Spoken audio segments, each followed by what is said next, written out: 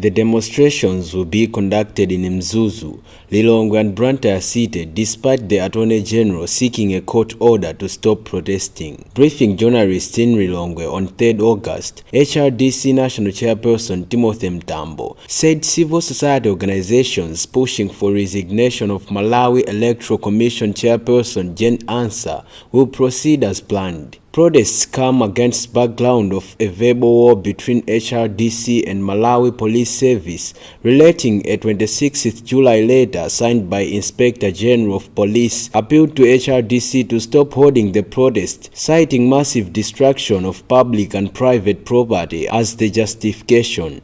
Further, the police chief also said they were overstretched by the frequency and spread of the demonstrations. However, HRDC stood its ground, saying it would continue holding the protests. On Friday, the Attorney General Kalegen Kapale applied for an injunction to the High Court to restrain CSOs from holding protests, or that if they hold such protest marches, the organizers should pay a deposit of 2 billion kwacha to cover damages incurred during the protests. But Mtambo on Sunday said the CSOs will not pay anything as demanded and that they will go ahead with this week's protest because it is the constitutional right for all Malawians to express dissatisfaction. This week, the protests are expected to take a new wave as organizers plan to mobilize over 1 million to participate in Tuesday and Wednesday's marches to exert pressure on Ansah and her commissioners to resign for allegedly presiding over a fraud on electoral process in the May 21st tripartite elections. On whether police will provide security, National Police spokesperson James Kadadzela